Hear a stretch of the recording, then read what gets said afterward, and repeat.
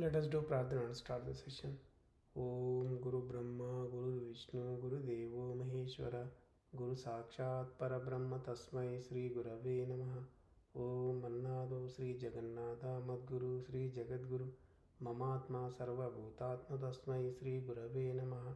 Om Akhanda Mandalakaram Vyaptam Yena Characharam Tat Padam Darshitam Yena Tasmai Sri Gurave Namaha. The only Guru of three religions, Traitatiram originator, sensational writer, Hindu virtue donor, emperor of spiritual kingdom, the author of more than 100 divine holy scriptures, Sri Sri Sri Acharya Prabodhananda Yogeshwar. We are learning Traitatiram Bhagavad Gita, written by Sri Sri Sri Acharya Prabodhananda Yogeshwarlu.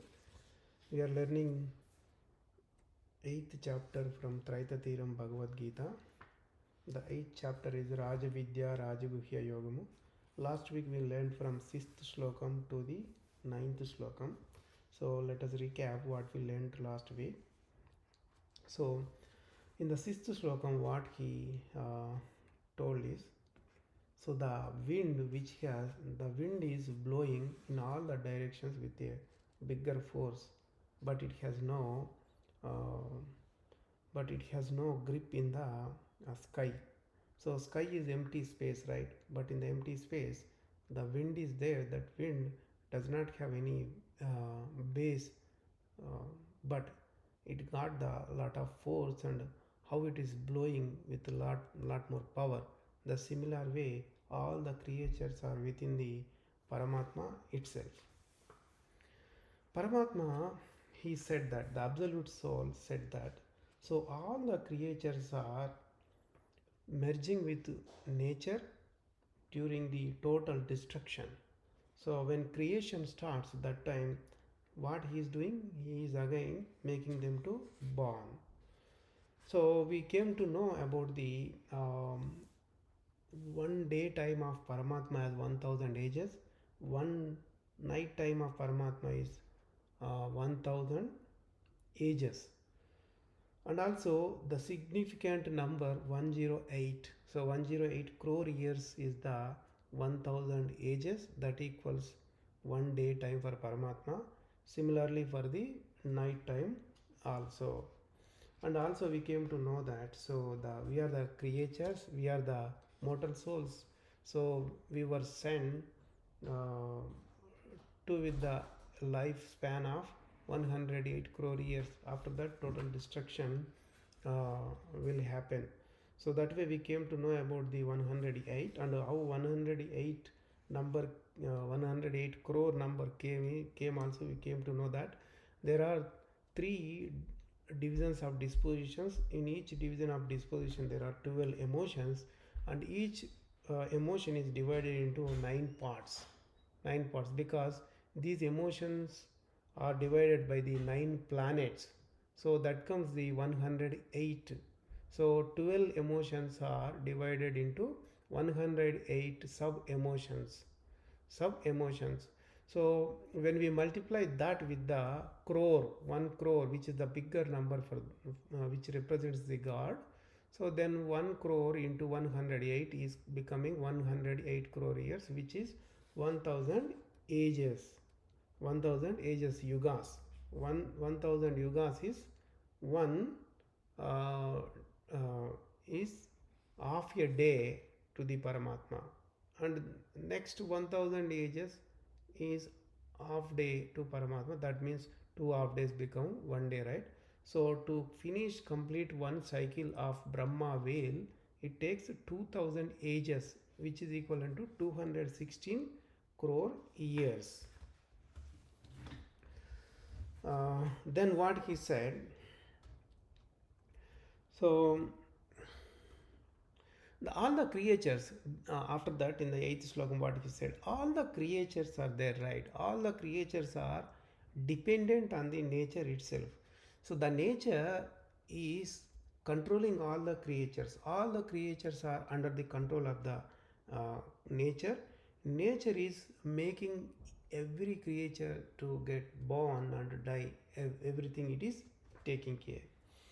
So then in the ninth slokam, what he said is, so I don't have any interest about the task what nature is doing. So God said that he does not have any interest on the task what nature is performing, and he is sitting above, above, on top of that, and because of that he is not involving in any tasks of what nature is doing. He is not attached to the any karma. If somebody comes to know about this, if any human being comes to know about this, and he also does the same what absolute soul is doing, then he also does not attach it to the any karma. That's what we learned in the last week. So let's move on to the 10th slokam and learn what is over there. So in 10th slokam, what Paramatma is saying over here, मया अध्यक्षेण प्रकृतिसूयते सचराचरं हेतुना अनेन कौन्तेया जगद्विपरिवर्तते. So this slokam is talking about absolute soul. What he is saying, so he is president, he is the lord of the nature, prakriti. He is the lord of the nature, prakriti. The prakriti is the base for all the creatures for their survival and everything. So that's what he is saying over here. So since the absolute soul is the lord of nature, prakriti, prakriti is the one which is creating every creature. So in this task, the reason is Paramatma, absolute soul. Absolute soul is the main reason over here, and the Prakriti is the doer over here. So Prakriti is the doing the task, but behind the task, the reason is Paramatma. So this way, he made the system. Uh, he made the system permanent. He made permanent system. So this way, the absolute soul made a permanent system to happen like that. So that way, this whole jagati, the one which has birth and death, the creature, so it is that cycle is happening unending. Unending cycle is happening. So we can compare this one with a machine. So if somebody wants to generate or output a product, he will have a design. According to the design, he will set up a machine. So he will construct a machine. He will make up a machine. So after he makes up the machine, so whatever the output he wants, he can get the same output according to his design. So if you want 100 or 1000 or millions, he can generate that many same kind of products from that mission itself. So that way, the absolute soul has created this whole nature as a machine. He gave the task to that machine itself. Then the machine, like Prakriti, is doing all the tasks behalf of the Paramatma itself. So that way, that machine is running unendingly, executing unendingly, and doing all the tasks of creating the uh, um, Jagati, creation of Jagati, and making it to taking it to the uh, death. So it will make it born, and it will destroy it as well. So it will make it disappear as well. That's what about the 10th slokam. So in the 10th slokam, Prakriti is the machine, and Paramatma is the one who made it. So machine is running unendingly, and it is creating the creatures, and it is taking care of all the creatures. Let us move on to the 11th slokam.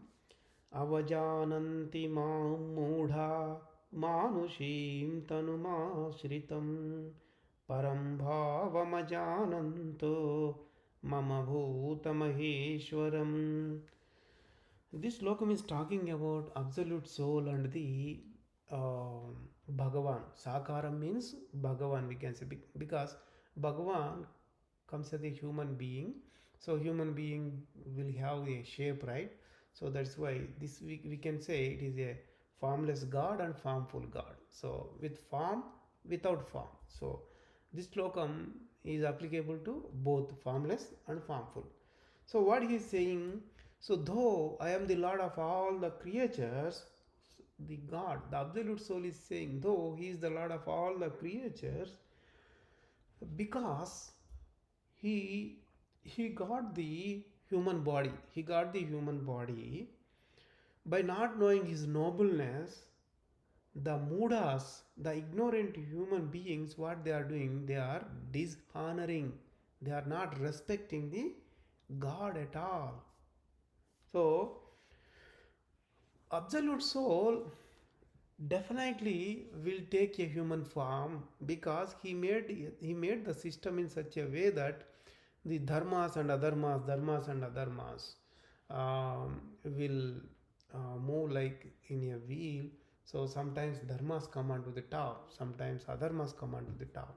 When adharmas come onto the top and everybody is learning adharmas, then God will think that, oh, there are no dharmas on the earth, nobody is learning dharmas. So there is nobody is when nobody is learning dharmas, they can't reach the God. So he has to teach about his dharma. So he will take the human form. So that may be after thousands of years or millions of years, we don't know. Whenever there is a defect to dharmas, when dharmas are vanished, then God will take human form and teach his dharmas. So whenever he comes as a human being, he will mingle with us. He will talk with us. So we will see him and we will converse with him. So we exactly look him as a human being. There is no change at all. He will look like exactly an ordinary human being. So how a human being is undergoing with all the what is that hurdles in his life and happiness and sorrow, all those things. Similarly, the Bhagavan also will have the same thing in his life. So, so he also will have definitely hurdles in his life. Uh, so, but the absolute soul does not have any karma. He does not have any karma, though he is taking human form. When he is taking human form, so whoever borns on the in the nature, they must undergo, they they are ruled by the karma itself. According to the karma, their life will go on. So similarly, the absolute soul also will create his own karma. He will have, he will create his own karma and comes onto the earth. So he himself creates his own karma. Uh, but here there is a noticeable thing. What is that? So we are all ordinary human beings. Our karma is because of the emotions. So we got attached to the emotions because of that emotions, and with ego. So we learned karma in our past birth. So that karma is ruled by whom? All the nine planets. So nine planets will rule the karma of every creature. But in case of the Bhagavan, so who is in the human form? Actually, he is absolute soul, Paramatma itself. So his karma is not born out of the emotions. He himself written his own karma. He writes up his own. He will have. So he will create his own karma to his life.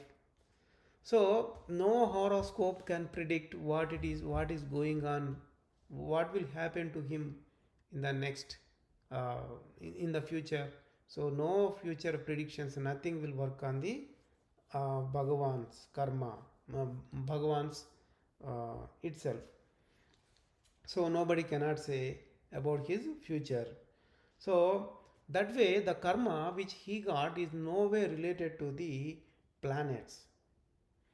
So he will make up his karma which will come to one life. So whenever he takes the birth rate for the total birth, duration, how much it is there, that much, for that much duration. So he will come up with the karma that way. So nobody will identify Bhagavan since he is in the human's body. So humans, what they will do, they will consider him as an ordinary human being. They won't know the greatness, the nobleness of him. So that's why the ignorant people disrespect him. They don't show respect on him. They will dishonor him. The purpose of Bhagavan, the purpose of birth of Bhagavan is only to reveal the dharmas. So the people, they don't think even what the Bhagavan is doing. They don't grasp anything and they can't know the greatness of him. They will do disrespect him. They don't honor him. So let's go to the 12th slokam. Mohasha moha karmano moha gnana vichetasaha rakshasi masurim chayeva prakritim mohinim shritaha. This slokam is talking about the mortal soul and the nature. So the mortal soul is having the demonic feelings in him, the nature of the demonic. Here, what is saying here, the people who have demonic feelings, demonic nature, so they will have the illusionized, they will have illusion, uh, with the illusion, with the ignorance, they will approach the uh, nature, they will approach the characteristics of the nature. So they will attract towards the, they will get attracted towards the nature. So they will have the useless desire, they will have the useless karma. So they will gain always the useless ignorance, useless wisdom of ignorance, we can say useless wisdom of ignorance, the bad wisdom, the totally nature related wisdom. So they don't know what is the path of God, what is the path of nature. They will have demonic nature itself. They will always approach to the way of nature itself. They will have the demonic nature, right? So they don't get the taste of the absolute soul path, the God's path. They don't even think that the greatness, they won't even think that the best way is Paramatma. They won't even think that best way is Paramatma. So they will always think that whatever the nature, whatever the wisdom in the nature, the external wisdom, so they will think external wisdom is always great. That they will think it is more tasteful, more tasteful. So all the useless, all the useless thoughts will come to their intellect, and their intellect also will always think that about the useless task itself. In their life entirely, every time they will be doing all the useless tasks only. So that's what we are learning about the demonic, the people who have the demonic nature. Let's go to the 13th slokam. Mahatmanastu mam partha daivim prakrutimāśritaः bhajantyananya-manaso gnatva bhutadimavyayam. This slokam is talking about the mortal soul and absolute soul. The 12th slokam taught about mortal soul and nature. 13th slokam is talking about mortal soul and absolute soul. So here the absolute soul is praising the mortal soul. So what he is saying is, the Mahatmas, the great souls,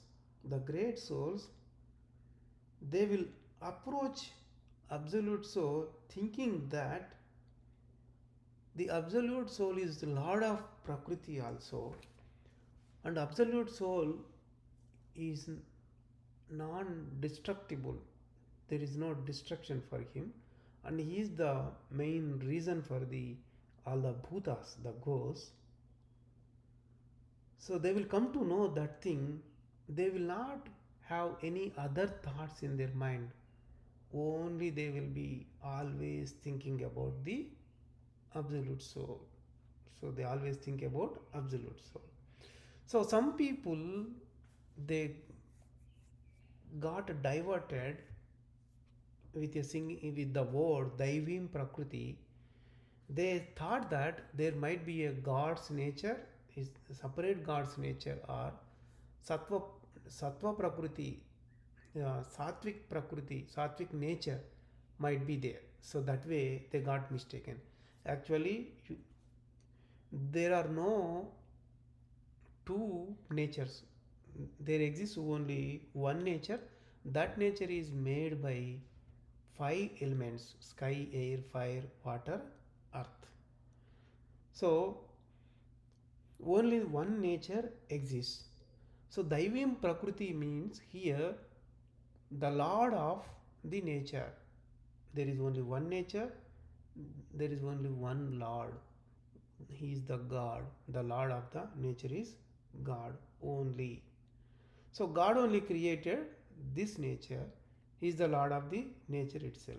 The people who worshipped, who worshipped, who learnt about absolute soul in their past life, and who came to know that he is not having any destruction, and he is infinite, and there is only one God, he is absolute soul. Then in their next birth also, they will continue that process. So those mortal souls are called here as great souls. So God himself is saying them as great souls. And they will have the wisdom fire in their head. What they will do with that wisdom fire, they are able to burn their karma. That's why he referred them as great souls.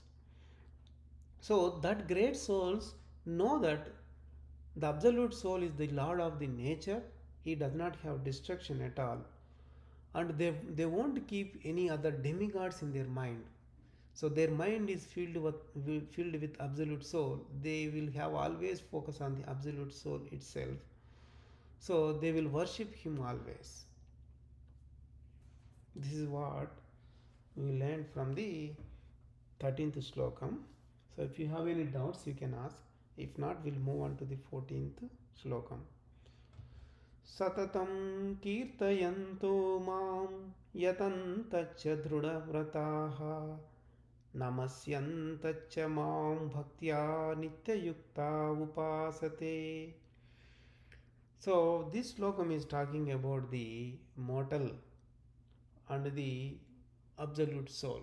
So previous slokam talked about mortal soul, Jivatma.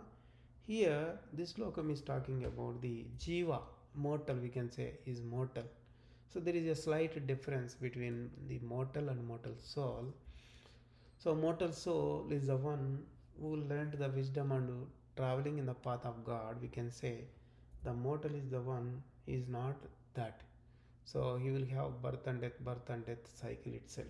That way he mentioned in 14th slokam as mortal and the uh, absolute soul.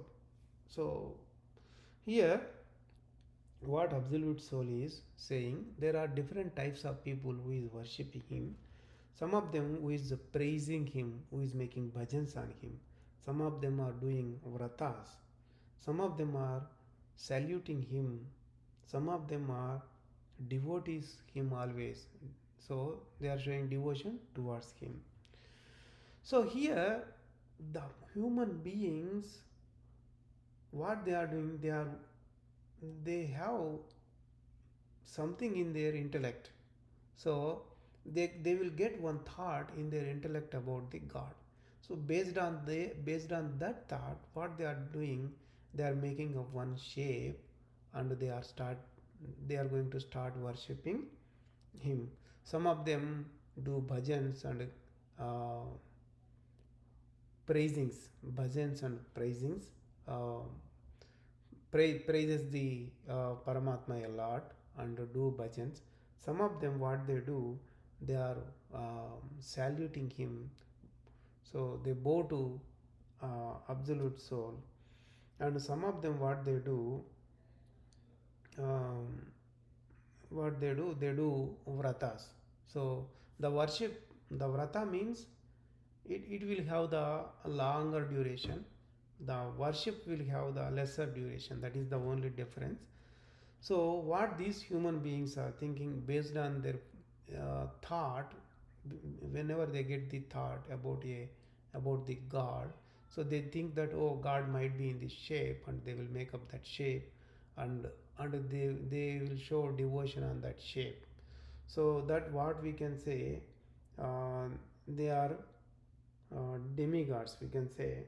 They are demigods. They make up demigods, idols. They will create idols, and they think that the god might be like this, and they will be doing whatever he mentioned in the slokam, the how many ways. So the people who praise him, the people who do vratas, the people who salute him, the people who show devotion, four types of worshippings they are doing. But here, what he is saying, uh, however the way they worship, however the way they worship, uh, Absolute Soul is saying that they are all worshipping Him, because the Absolute Soul is spread inside us, inside the human body and outside, inside the creature body and outside as well. He is spread everywhere. So, whatever the idol shape they create and worship, so in that idol shape also, in the idol shape also, He is there. So he spread. That's why whenever somebody do worship, that is directly going to the absolute soul. But in their mind, he is not there. In their mind, the shape is there. The shape what they created is there in their mind, but not the absolute soul. That's why they can't reach him. Uh, Whoever they worship, they are going to attain them, but not the absolute soul. Because here the people, they got diverted, so they did not understand the wisdom properly, so they got diverted from the actual root of the absolute soul. So that's why he told about the people who are worshipping in four different ways. Though those worships come to Absolute Soul, but actually they are not reaching Him, because in their mind Absolute Soul is not there, the demigod is there. In the previous chapters also, we came to know that whoever, whatever the feeling they have at the time of the death, the based on their last feeling, they are going to attain the similar birth. If they have a lot more devotion on a particular demigod, so at the time of death, what happens? They are going to take birth as the same demigod in some other idol. But they are not going to get liberated. In order to get liberation, so he should have unique devotion on the true absolute soul itself.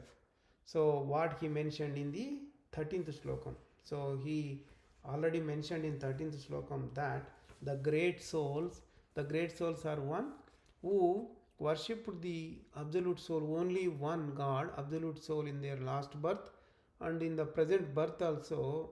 Whoever worship only the god, only the absolute soul, he is called as great soul. So we need to worship in that way.